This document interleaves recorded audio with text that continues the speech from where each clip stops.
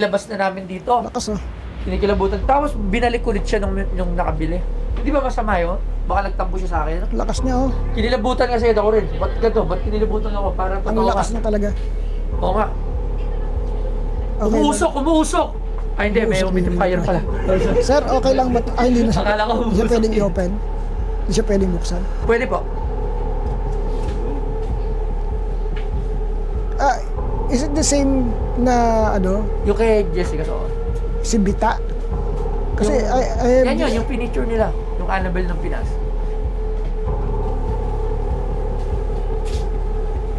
Pucha, lakas ah. Malakas?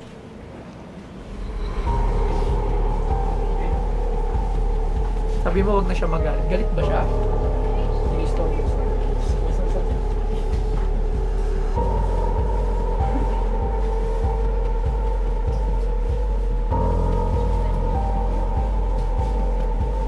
Galing sa ano to, lumang bahay.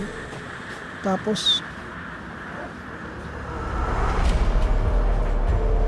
nakwento sa inyo yung ano nito, yung history niya. Kasi Oh, sabi niya, naglalakad merong daw ano eh. Yung parang nagmay-ari sa kanya, eh parang lumayo, umalis. Tapos parang nagka-problema sa ano. Binalik ulit sa amin yan. Nabili na siya. So baka inisip ko, baka nagtampo sa akin dahil binenta namin siya. Tapos binalik ulit sa amin.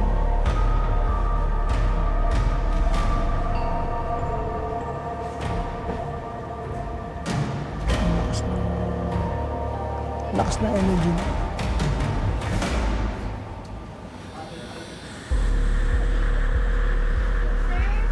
So, hinawakan mo ba ito before? Tinawakan ko. Hindi naman po kasi ako natatakot.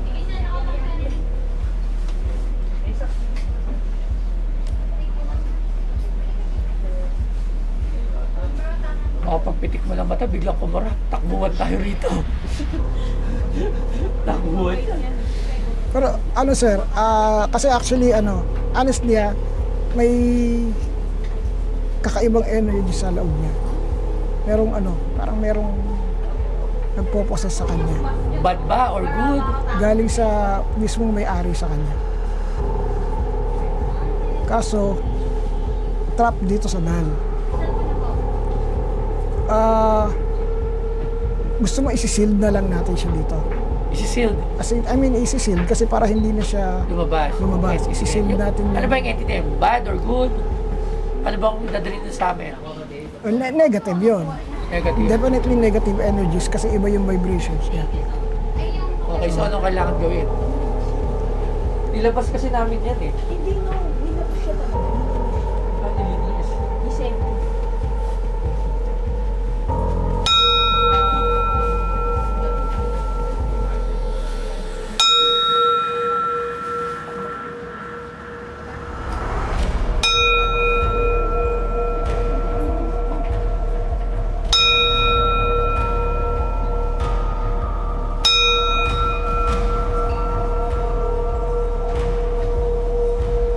Lakas naman. Ganun pala yun ang parang ito.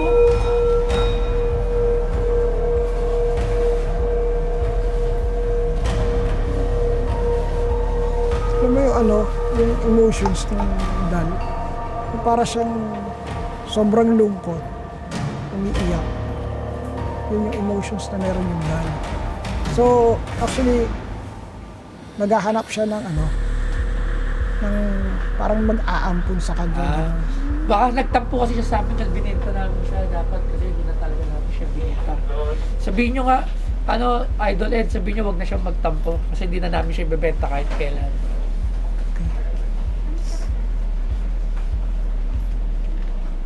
Mabait yun. Kasi Kaso nga binenta kasi natin. shooting pa rin siya. Kasi ang ano nito, yung ano niya, wandering, ibig sabihin, lumalabas siya, naghahanap ng mag-aampun sa kanya. Ganun yung ano niya. So, kung isi-shield ko siya dito sa kanyang lalagyan, dito lang talaga siya. Awa, dito na lang siya. So, isi-shield ko.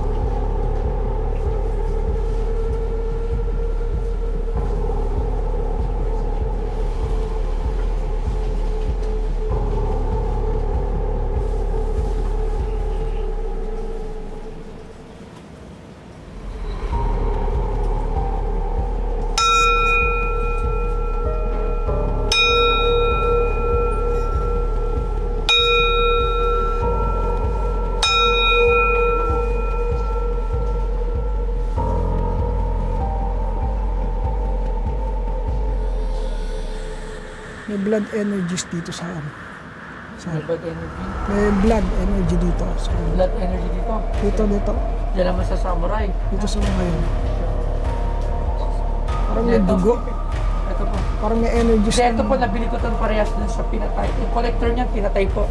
Si, saan ba to? Taga Laguna. Sir Angelo, kilala niyo, di ba? Yung may-ari po niyan is Minurder. Ano pangalan ito?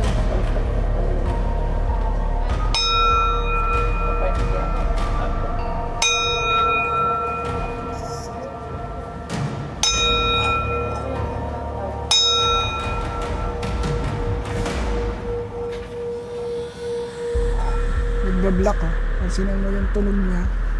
Pagka hinampas mo siya, nagbablock. Hindi... Oh. Oh, ayaw niyang magtuloy. So, ibig sabihin, May energies ng dugo itong...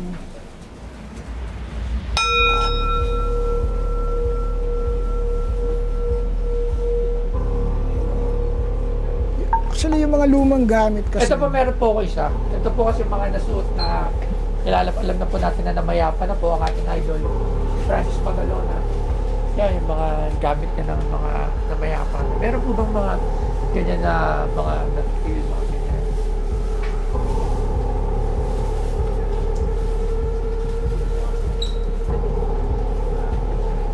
Yan, ito po nagpakamatay po yung may-ari na si Joey.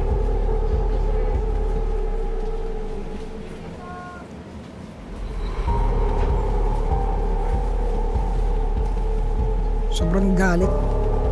May galit sa dibdib yung may-ari nito during that time na ano. May galit. Oo. Sobrang galit. Meron siyang galit sa dibdib. So, lahat ng gamit kasi, no, lahat ng lumang gamit, meron yung mga imprints o yung memories. Kumbaga, lahat ng dumikit sa kanya, memories yun ng may-ari. So, kapag dumating na yung time na nawala na yung may-ari, lahat ng naiwan niyang memories, hawak pa niya yung gamit na yun, mananatili doon. So, yun yung nababasa ng mga katulad ko. Ang problema natin, meron tayong mga negative imprints. Yung mga negative imprints, yung mga negative energies na yun, enough yun para makatawag naman ng mas marami pa. And eventually, maka-attract ng mga demonic entities. So, yun yung reason kung bakit yung mga gamit na pinapa-cleanse muna bago ipasok sa bahay. So far dito, yun lang, yung mga yun. So, yun yung medyo mabigat. Ngayon, pinagaan nyo na po yun. Pinamagaan na po siya. Actually, cleanse natin, yun yung trabaho nito. Parang imagine niyo yung ganito, no? Ang energies kasi, palagi yan buo, no? So, vibration siya.